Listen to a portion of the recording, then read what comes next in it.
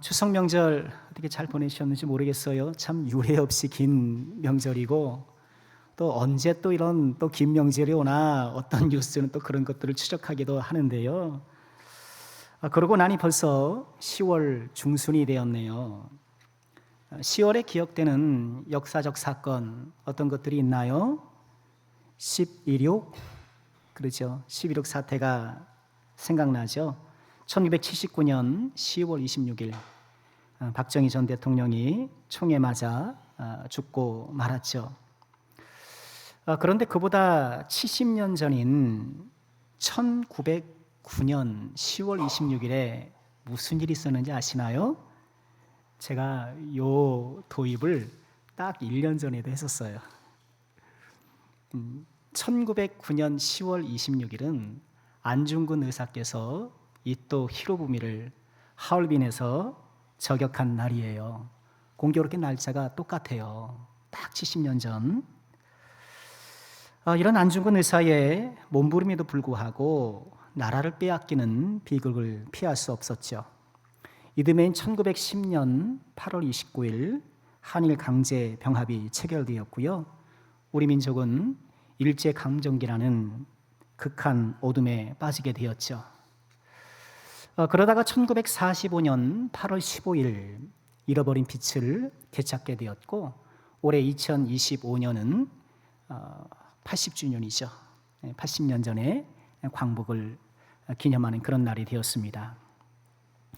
그런데 언론을 보니까요, 일각에서는 우리나라 해방을 연합국의 선물이다 이렇게 표현하면서 또 역사 논란이 일고 있는 것 같아요. 매우 잘못된 인식이죠. 2차 세계대전 그리고 태평양 전쟁이 끝나갈 무렵 1943년 11월 27일 이집트 카이로에서요. 사진을 보시는 것처럼 중국의 장제스 총통 그리고 미국의 루즈벨트 대통령, 영국의 처칠 수상 이들이 모여서 연합국의 대일 전후 처리 방침 그러니 전쟁이 끝난 후에 일본과의 전쟁이 끝난 후에 우리가 어떻게 정리할 것인가 그것을 논의하게 되는데 이른바 카이로 회담이죠. 이 회담이 중요한 이유는 저 회담에서 처음으로 한국의 독립이 보장돼요. 이렇게 결정합니다. 세 나라는 한국 인민의 노예 상태에 유의하여 적당한 시기에 한국이 자유롭고 독립된 나라가 되는 것을 결정하였다. 카이로 회담에서 이 결정이 내려졌는데요. 이 회담에서 한국의 독립 문제가 의제로 오른 이유는요. 그동안 중국 대륙에서 우리 임시정부와 광복군에 피나는 노력이 있었기 때문에 그래요. 아시는 대로 1919년 3.1운동 이후에 임시정부가 수립되잖아요. 상해에서 수립된 임시정부가 국내 독립운동을 이끌었고 특히 1940년에 임시정부의 정규군인 광복군이 창설됩니다. 곳곳에 흩어져서 개별적으로 독립운동을 했던 그런 독립군들이 한국 광복군이라는 이름으로 연합하게 된 거예요. 그리고 이 광복군이 당시 중국이 국공합작, 그러니 국민당과 공산당이 서로 막 내전을 벌였거든요. 근데 중일전쟁이 발발하니까 우리 싸움 중단하고 우리 같이 힘을 합쳐서 일본과 싸우자. 국공합작이거든요. 2차 국공합작이 벌어지고 일본과 전쟁할 때 우리 광복군이 거기에 가세해서 치열하게 싸웁니다. 뿐만 아니라 버마 등의 격전지에도 연합군의 일원으로 파견되어서 열심히 싸워요. 이렇게 수많은 투쟁과 독립을 위한 강력한 노력들이 있었기 때문에 카이로 회담이 열린다라는 소식을 듣고 대한민국 임시정부에서는 이 장개숙 총통에게 가서 우리 독립을 꼭 관철시켜달라 이런 요구를 한 거예요. 그런 노력이 있었기 때문에 그런 피나는 독립을 위한 의지가 있었기 때문에 미영의 확답을 받고 말씀드린 대로 한국의 독립을 보장받게 된 거예요. 미국의 원폭 투하로 일본이 항복하고 전쟁이 종식되어서 이제 기다리던 해방을 맞을 수 있었지만 마치 아무런 노력 없이 공짜로 얻었다라고 생각하는 것은 큰 착각인 거예요. 역사적 사실과 맞지 않는 주장이고요. 모처럼 우리가 이런 나라를 빼앗기는 비극이 반복되어서는 안 될 거예요. 그런데요, 우리가 살아가는 이 대한민국도 빼앗기면 안 되겠지만 우리가 반드시 찾아야 할 나라, 우리가 결코 빼앗겨서는 안 되는 나라가 있어요. 어떤 나라일까요? 오늘 설교의 제목인 하나님의 나라예요. 하나님의 나라는 결코 빼앗겨서도 안 되는, 반드시 되찾아야 할 나라인 거예요. 오늘 우리가 읽은 이 말씀은요, 공생애를 시작하시는 예수님의 첫 일성, 그리고 그 예수님이 오심을 예비하고 준비시켰던 세례 요한의 첫 일성, 그렇죠. 그 일성의 공통 내용은 뭔가요? 회개하라, 천국이 가까이 왔느니라. 회개하라, 천국이 가까이 왔느니라. 천국, 이 하나님의 나라는 예수님의 첫 메시지. 그러나 이 첫 메시지라는 말씀은요, 여러 예수님의 말씀이 있는데 그 중에 순서적으로 첫 번째다라는 말씀이 아니고요, 예수님의 가르침과 사역의 중심 주제, 핵심 주제가 하나님의 나라였던 거예요. 하나님의 나라는 예수님이 이 땅에 오신 궁극적인 이유예요. 우리가 예배 전에 찬양하잖아요. 하나님 나라 임하소서. 또 우리가 내일부터 세례 특별 새벽 기도회를 갔는데 하나님 나라 임하소서, 그렇게 주제를 정해보았어요. 하나님의 나라가 임하소서는요, 그저 우리가 예배를 여는 노래 한 구절이 아니라 특별 새벽 기도회에 구색을 맞추려는 구호가 아니라 예수님께서 이 땅에 오신 이유, 우리가 예수님을 믿는 이유인 거예요. 그렇죠. 천국은 우리가 예수님을 믿는 궁극적인 이유입니다. 천국이 없으면 예수님 믿을 이유가 없어요, 여러분. 그렇죠? 가장 순수한 복음 전파 내용이 뭡니까요? 예수 믿고 구원 받으세요. 예수 믿고 천국 가세요. 그거 아니겠습니까? 예수 믿고 잘 사세요. 예수 믿고 착하게 사세요. 그것도 필요할 수 있겠지만 복음의 엑기스는 예수 믿고 천국 가십시오. 예수 믿고 하나님 나라에 입성하십시오. 하나님 나라는 무엇일까요? 하나님 나라는 말씀드린 것처럼 우리가 언젠가 이 세상 소풍 끝난 후에 돌아갈 그 본향, 하나님의 나라예요. 또 언젠가 예수님께서 약속하신 것처럼 다시 오실 그때 새하늘과 새 땅이 열려지고 온 세상이 하나님께서 기억하신 의도대로 새롭게 펼쳐질 그 나라가 하나님의 나라예요. 우리는 그 나라를 향해서 오늘도 뚜벅뚜벅 걷고 있는 것인데요.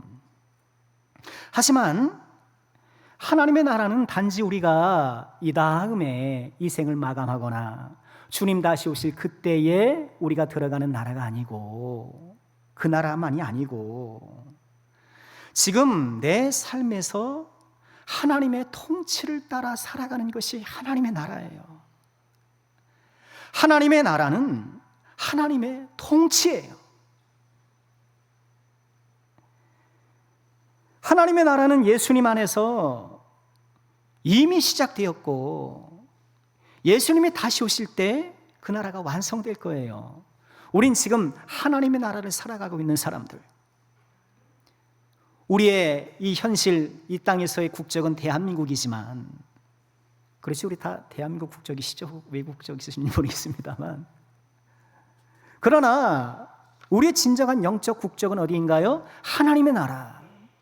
지금도 우리는 하나님의 나라를 살고 있는 사람들이고, 그 하나님의 나라를 살아가는 가장 핵심은 하나님의 통치를 따라 살아가는 거예요.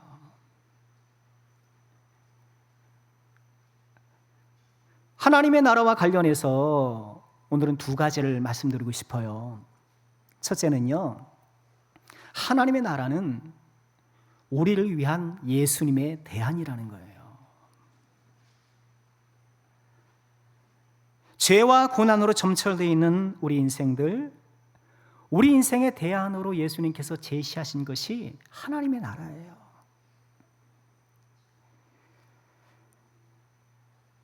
하나님의 나라라는 이 제목으로 설교를 준비하면서 작은 걱정이 있었어요. 혹 이런 유의 설교가 지금 나의 삶의 정황에는 맞지 않는다라고 생각하는 분이 혹 있을까? 지금 나는 직장 문제가 걱정이고, 아니 지금 나는 건강 문제가 걱정이고, 관계 문제 때문에 골치 아프고, 왠지 모르게 마음에 이렇게 좀 우울감도 들고 심리적으로 위축되고, 이렇게 내가 심적으로 또는 생활적으로 여러 스트레스를 받고 있는데, 이런 실질적인 인생 문제는 외면한 채 하나님의 나라, 현실과 동떨어진 거 아닌가? 아니 예수 믿으면 가는 거 아닌가? 아니 천국 거 예수 믿으면 간다는데 그럼 끝난 거 아닌가? 맞는 말씀인지는 모르겠으나 지금 나에게 맞는 말씀은 아닌 것 같아. 이렇게 생각하실 분이 있을까 싶은 거예요. 그런데 그렇지 않아요. 예수님께서 이 땅에 오셨을 때 그때의 그 사람들, 우리와 달랐을까요? 아니에요. 똑같아요. 그때나 지금이나. 그들도 우리와 똑같은 인생 문제로 고통했습니다. 우리처럼 먹고 사는 문제 때문에 막 치열했어요. 아니, 훨씬 더 힘들었죠.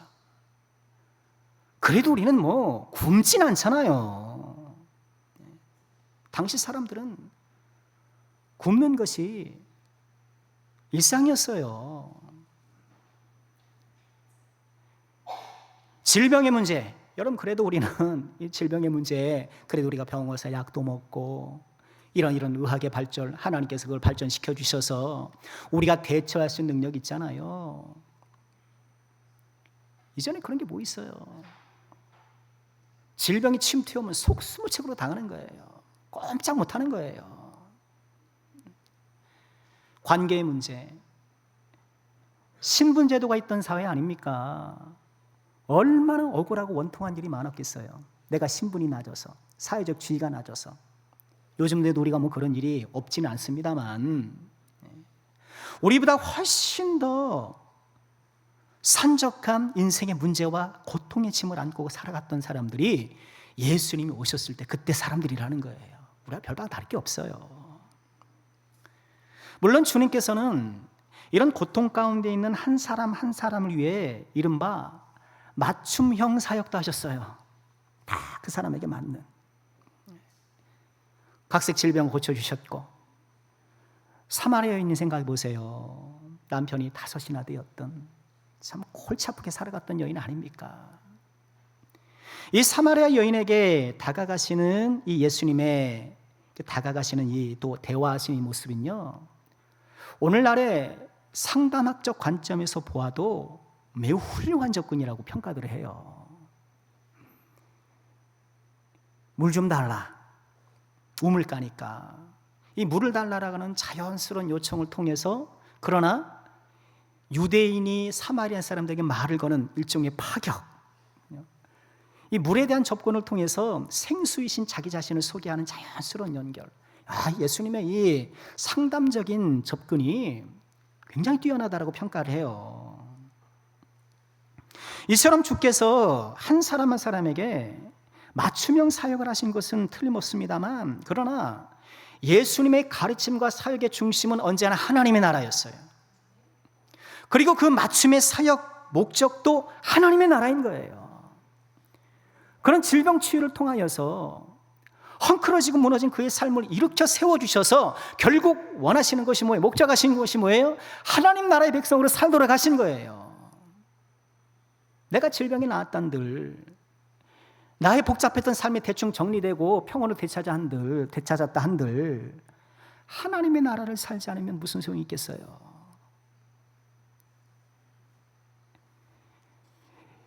하나님의 나라는 우리를 위한 예수님의 대안인 거예요.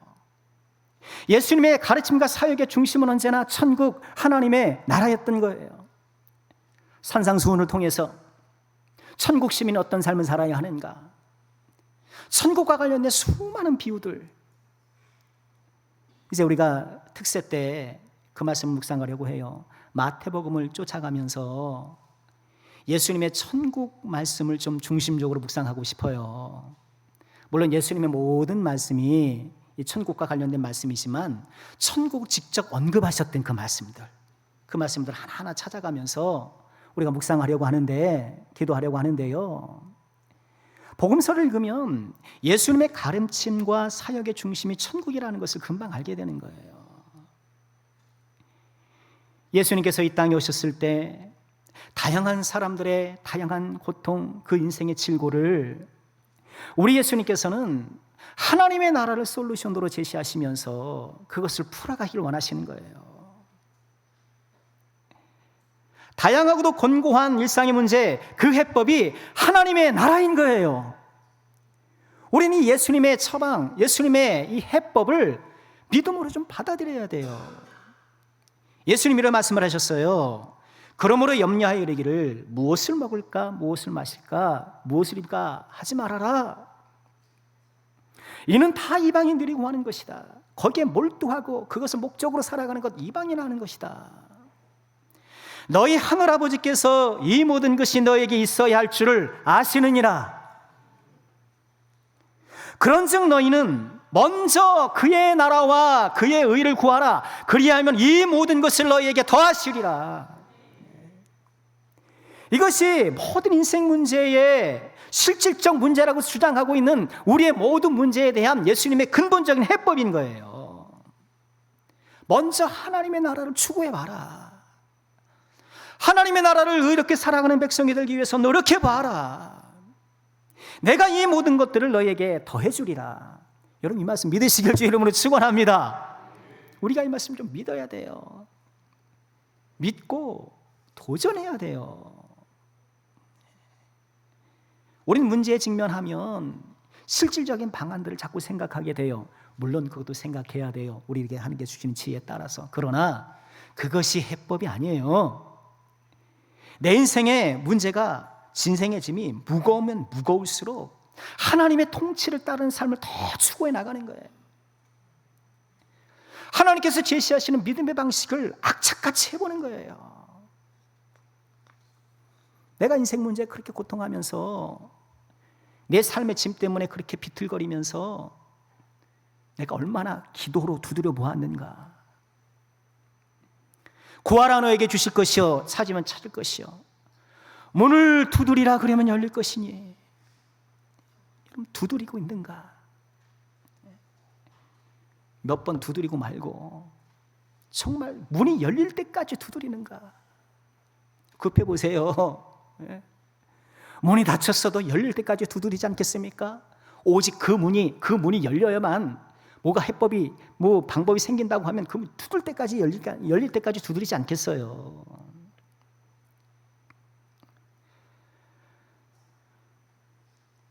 하나님의 나라가 우리 인생의 해법, 꼭 믿으시길 주의 이름으로 축원합니다. 우리 지난 첫 기도회 때도 이 말씀을 잠시 나눴었는데요, 하나님의 나라를 추구한다는 것은 말을 살짝 바꾸면 하나님의 왕되심을 드러내는 거예요. 우리 삶에서 하나님이 왕되시는 것, 하나님의 통치를 우리가 받아들이고 그것을 따라가는 거잖아요. 우리 어떻게 하나님의 통치를 따라갑니까? 첫 번째가 뭐였어요? 하나님의 말씀을 내 삶의 원리로, 지침으로 딱 채택하고 따라가는 거예요. 특히 십계명의 말씀을 내가 다 붙잡는 거예요. 하나님 외에 다른 신을 두지 않는 거예요. 우상 앞에 절하지 않는 거예요.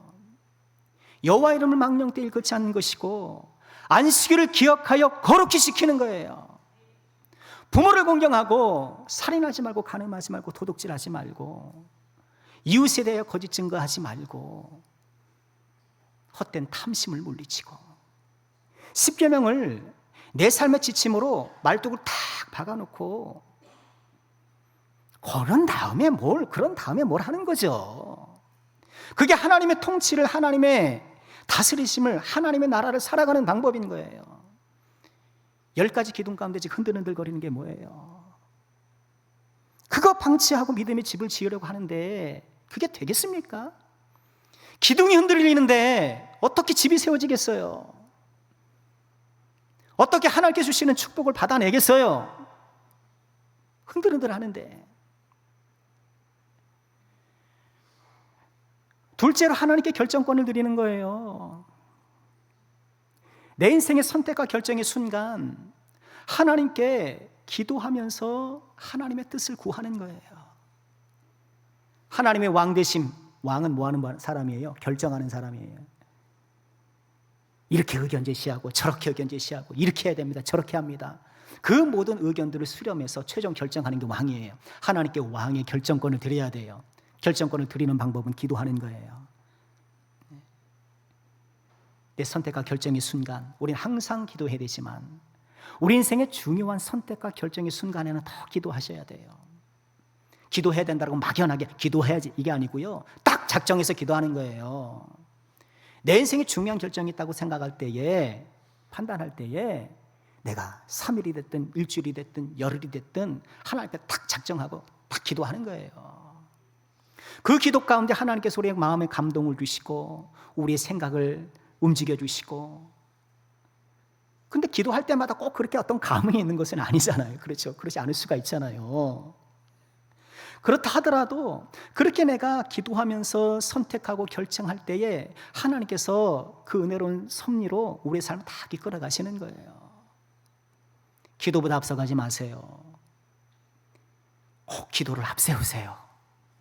이게 하나님 나라를 살아가는 방식인 거예요. 예수님은 우리 인생의 영육간의 모든 문제 해법으로 하나님 나라를 제시하셨어요.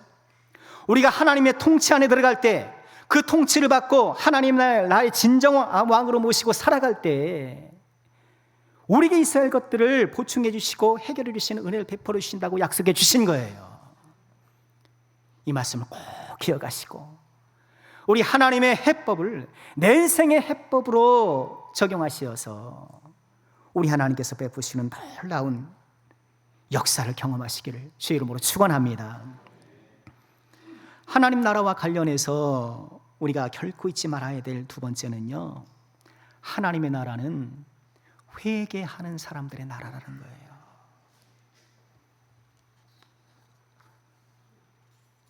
오늘 4장 17절에 이렇게 말씀하시죠.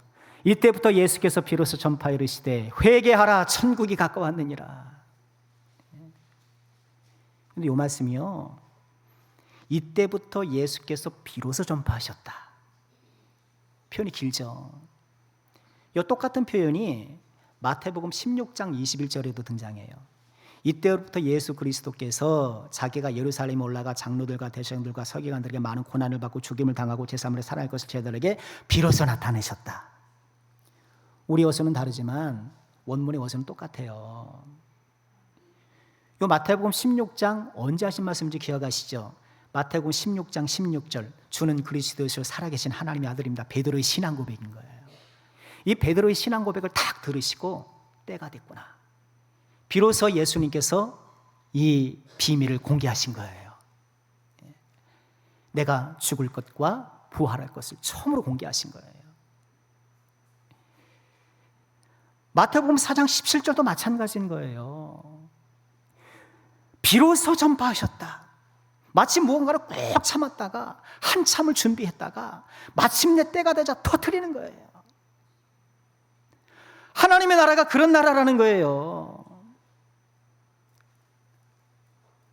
예수님께서 이 땅에 탄생하셔서 30년 세월 동안 준비하셨던 것, 그것을 이제 시작하시는 거예요.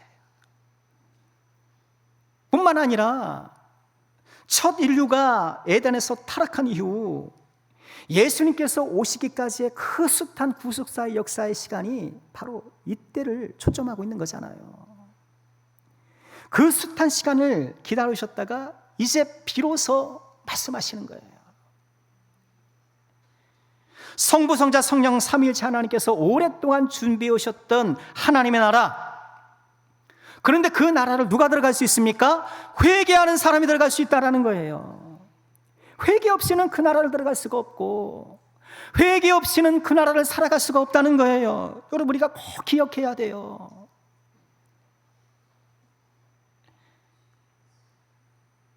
세례 요한은 이 예수님께서 가져오실 하나님의 나라를 맞이하기 위해서 회개할 것을 강력하게 선포했잖아요.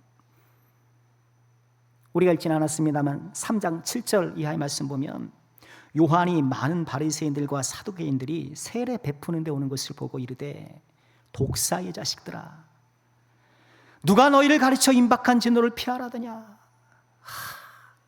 독사의 자식들이래요. 바리새인과 사두개인들이 지금 여기 못 하러 왔습니까? 요단강에 뭐 하러 왔어요? 세례받는 거 구경하러 왔어요. 세례받으러 온 것이 아니고 회개하러 온 것이 아니라 구경하러 온 거예요. 지금 누구에게 회개하라고 그러는 거예요? 구경꾼들에게.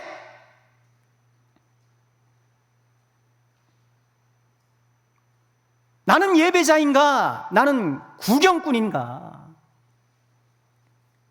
바리새인과 사두개인처럼 지금 나는 하나님 앞에 예배하러 온 것이 아니라 예배 구경하러 온 것인가?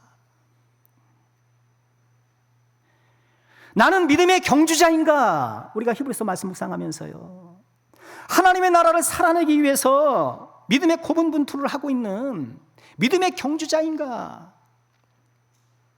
구경꾼인가? 회개해야 돼요. 우리 신앙을 돌아보세요. 나는 지금 하나님의 존재 앞에, 하나님 앞에 하나님 나라를 살기 위해서 거룩한 몸부림을 치고 있는가? 구경하고 있는가? 그러므로 회개에 합당한 열매를 맺고, 속으로 아브라함이 우리 조상이라고 생각하지 말아라. 유대인들 속으로 다 그렇게 생각했거든요. 우리는 아브라함이 후손인데 하나님의 자손이야, 틀림없어. 네. 혈통을 내세워서 틀림없이 하나님의 백성이라고 안심하고 있었던 거예요. 세례요한 어림도 없다고 말하는 거예요. 어림없어. 차라리 이 돌들이 아브라함의 후손이다. 네가 아브라함의 후손이면 파리도 새다. 뭐 요즘 말하면 그런 거예요. 파리도 새다. 그런데요, 이 유대인들의 인식 구조가 오늘날 우리들에게도 있을 수 있다는 게 두려운 거예요. 우리 신앙에는 구원의 확신이라는 개념이 있잖아요. 구원의 확신. 회개 없이 신앙생활 하면서 나는 믿었으니, 나는 세례 받았으니 구원은 받겠지. 부끄러운 구원이라도, 부끄러운 구원이라도 난 받겠지 뭐. 그러면서 안도하는 거예요. 학습된 구원의 확신에 기대서 회개를 거부하는 거예요. 구원은 따놓은 당상인 양 착각하면서 이런저런 이유를 붙여 합리화시키면서 회개를 자꾸 미루어요. 아는 거 아는데, 이러면 안 된다는 거 아는데 자꾸 미루는 거예요. 내가 아니다. 요즘 먹고 살아야 되니까 미루는 거예요.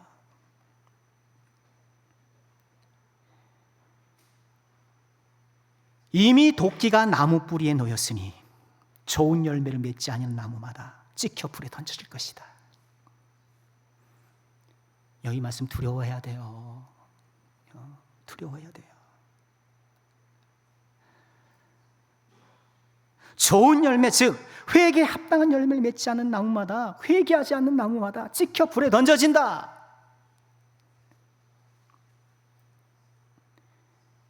이어서 예수님을 소개해요. 말씀 보세요.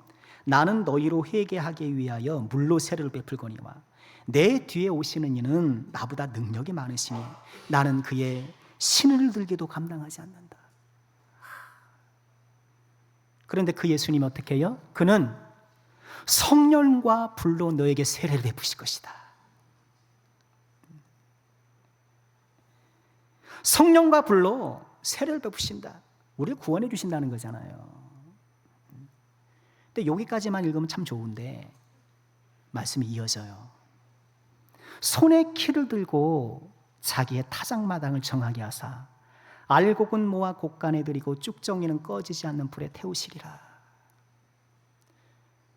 성령과 불로 세례를 주시는 것, 그 말씀이 사도행전에서 이제 이루어졌잖아요. 성령과 불로 구원을 받고 하나님의 자녀가 되고 이런 구원의 은총 확 누려요. 그런데 이 성령과 불이 다만 우리를 구원할 뿐만 아니라 우리를 심판하기도 하는 거예요. 손에 키를 들고 자기 타작마당을 정하게 한다. 여러분 키 아시죠? 우리 권사님들 잘 아시죠? 키질하는 거. 키질은요 추수 과정에서 제일 마지막에 하는 거예요. 콩을 배우잖아요. 그죠? 그리고 그걸 좀 말리잖아요. 말려서 꼬투리가 좀 바짝 말라야 이게 나란히 잘 떨어지잖아요. 꼬투리가 뭔지 아시죠? 콩을 감싸고 있는 걸 꼬투리라 그래요. 꼬투리를 잡는다는 것은 알맹이를 놓치고 꼬투리만 붙잡고 있는 거, 그걸 비유한 말이잖아요. 꼬투리를 잡는다 그러잖아요. 그렇게 콩을 말린 다음에 어떻게 해요? 도리깨질을 하든 작대기로 쑥쑥 치든 털고 가잖아요. 툭툭 털어요. 끝나나요? 대충 정리하고 이제 콩들을 쓱 쓸어 담아가지고 그 다음 맨 마지막에 뭐예요? 키질한단 말이에요. 키질하는 거예요. 키질해서 혹시 모를 먼지들, 혹시 모를 가라지들 마지막 최종적으로 정리하는 작업인 거예요. 근데 권사님들 키질할 때 꼭 필요한 게 뭐예요? 내가 뭘 등지고 해야 돼요? 바람을 등지고 하는 거예요. 바람, 루하흐가 성령이에요. 성령이라는 단어가 바람하고 똑같은 단어예요. 그러니까 12장은 바람 앞에서 키질하고 그런 다음에 어떻게 해요? 불에다 집어넣는 거예요. 뭐를? 쭉정이를. 그러니 12절의 이 말씀은요 성령과 불이 그대로 적용돼서 앞서 11장에서는 우리에게 구원의 은총을 베풀어 주시지만 이제 12절에서는 성령과 불로 우리를 심판하신다는 말씀인 거예요.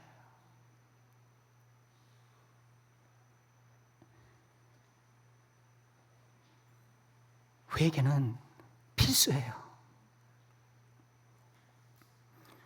회개는 추상적인 것이 아닙니다. 회개는 구체적이어야 돼요. 세례 요한의 이 회개의 메시지 누가복음 버전에 보면 각계각층의 사람들에 대해 무엇을 회개해야 되는지를 말씀하세요. 누가복음 3장 10절에 무리가 물어 이르되 세례 요한에게 온 사람들이 묻는 거예요. 우리는 어떻게 해야 됩니까? 대답하여 이르되 옷 2벌 있는 자는 옷 없는 자에게 나눠줘라. 먹을 것 있는 사람도 그렇게 해라. 세리들도 세례를 받고자 하여 옵니다. 우리는 어떻게 해야 될까요? 부가된 것 외에는 거두지 말아라. 이 사람들이 막 해먹었잖아요. 그죠? 세리들이 막 해먹었단 말이에요. 그거 하지 말라는 거예요. 군인들도 물어 이르되 우리는 무엇을 하리까? 사람들에게 강탈하지 말아라. 거짓으로 고발하지 말아라. 받는 급료를 족한 줄 알아라. 회개가 구체적인 거예요. 여기에 우리를 좀 대입해야 돼요. 우리를 대합해야 돼요. 목사가 물어 이르되 그럼 저는 어떻게 해야 됩니까? 장로가 물어 이르되 저는 어떻게 해야 됩니까? 권사가 이르되 저는 어떻게 해야 됩니까? 집사가 이르되 저는 어떻게 해야 됩니까? 여러분 이 말씀에 우리 스스로를 대입해서 물어야 되지 않을까요?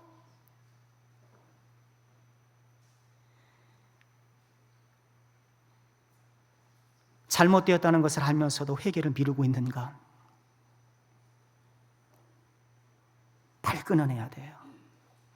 이미 도끼가 나무 뿌리에 놓여 있어요.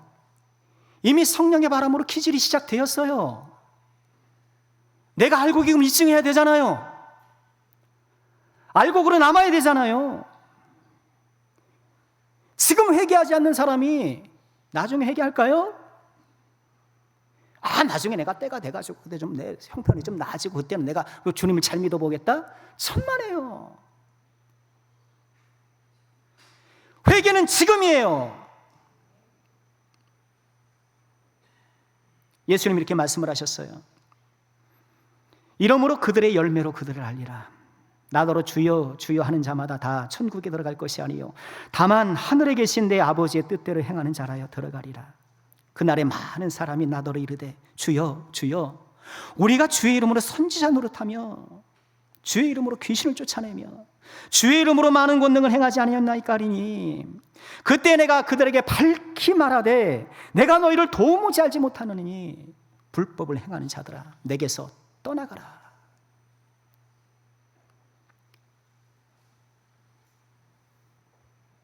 나는 좋은 열매를 맺고 있습니까? 말씀의 씨앗을 품고 내 생각과 생활에 열매를 맺기 위해 노력하고 있습니까? 거룩하려고 노력하지 않으면서 알곡이 되려고 하지는 않으면서 학습된 구원의 확신 그마저도 붙잡지 못하면서 매번 흔들리면서 신앙생활하고 있는 것은 아닌가? 우리 말씀의 거울 앞에 섭시다.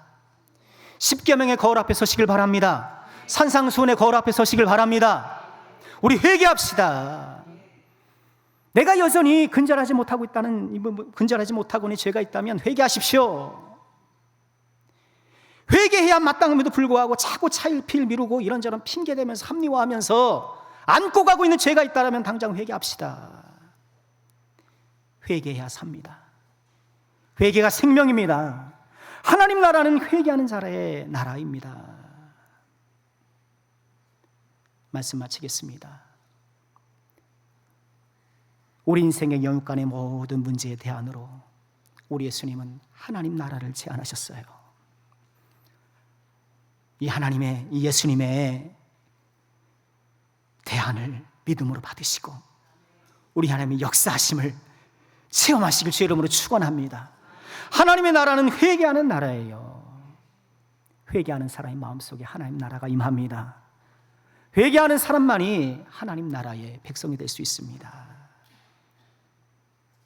말씀의 거울 앞에 여전히 삐뚤어져 있는 나의 믿음의 온매무새를 고쳐잡고 다시 한번 정결한 마음으로 하나님 앞에 나가길 힘쓰는 우리 모두가 되길 주의 이름으로 축원합니다.